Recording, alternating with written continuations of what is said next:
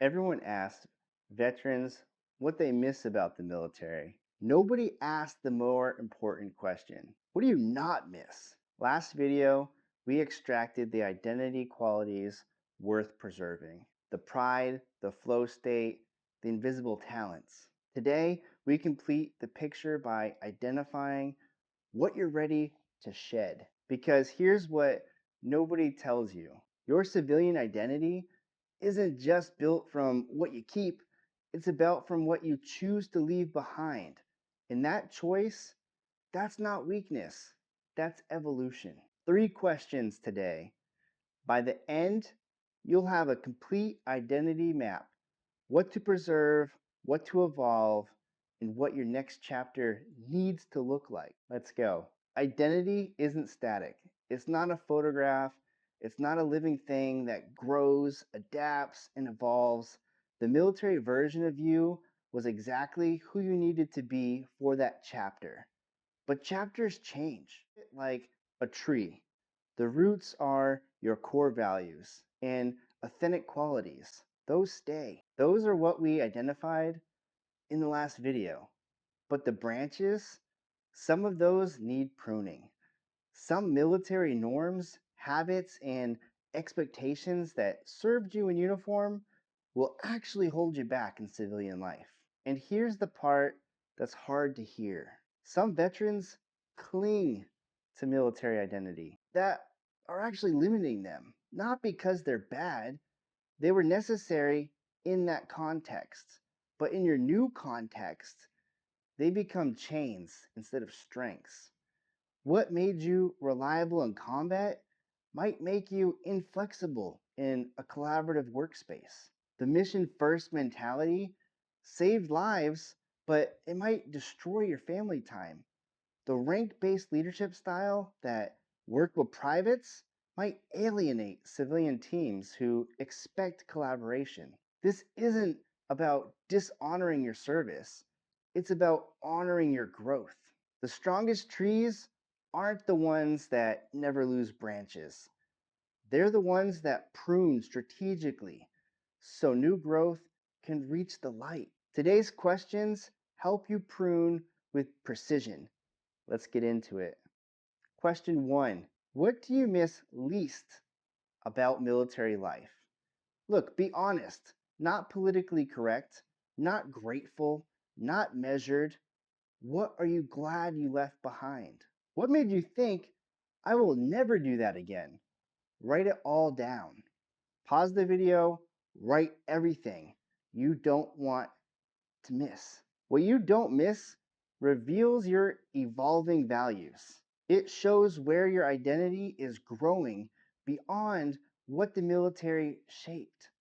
And it gives you critical data about what your civilian career must not include. Let me walk you through the most common responses and what each one reveals about identity evolution.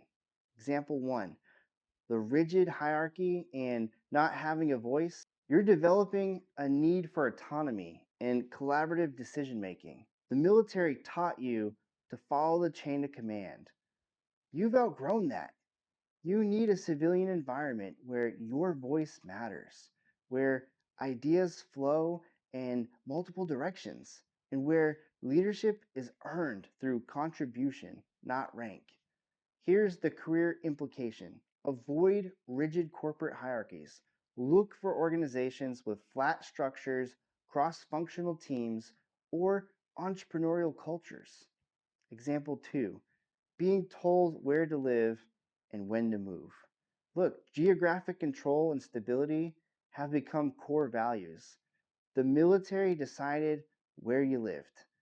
Now you need to decide. Remote work options, geographic flexibility, or roles in your chosen community become non negotiable criteria. A job that requires relocation every 2 years will recreate the exact frustration you left.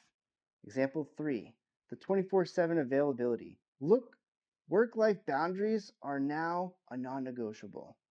The military owned your time. You're reclaiming it. You need roles with clear boundaries, predictable schedules, and organizations that respect personal time. This isn't laziness, it's evolution. You're prioritizing sustainability over burnout. Now look at your list. For each item you wrote, ask yourself, what does this tell me about who I'm becoming? What boundaries does this set for my next career? Question 2. What would you need to happen in your career for you to feel your life had deep meaning and purpose? Pause this video, write your answer. This question is forward looking. We've been mining the past. What made you proud? What drained you? Now we're looking ahead. What does your evolved identity need to feel purposeful? Most veterans answer this in one of four ways.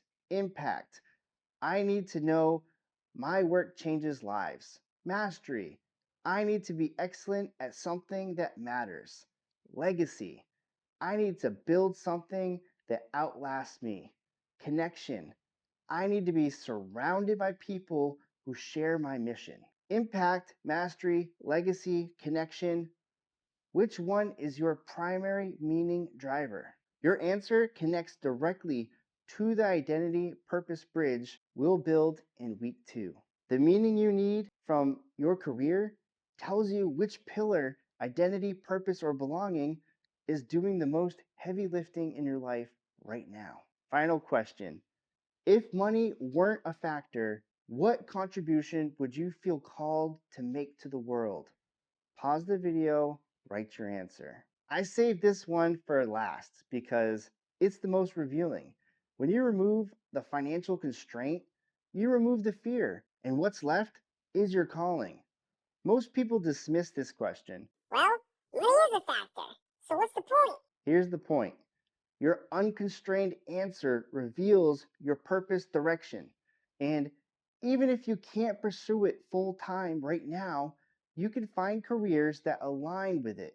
If your answer was, I'd help veterans find meaningful work, you don't have to go become a career coach, but you can look for roles in veteran service organizations, HR departments with hiring initiatives, or workforce development programs that will lead you to that one day. If your answer was, I'd build things that improve communities, look at construction management, urban planning, nonprofit leadership, or social enterprises. Your unconstrained vision isn't fantasy, it's strategic intelligence about what your evolved identity needs. This is the moment where it all comes together. Across 3 videos this week, you've answered 7 questions. Let's see what they've built. From video 1, you now know your starting point.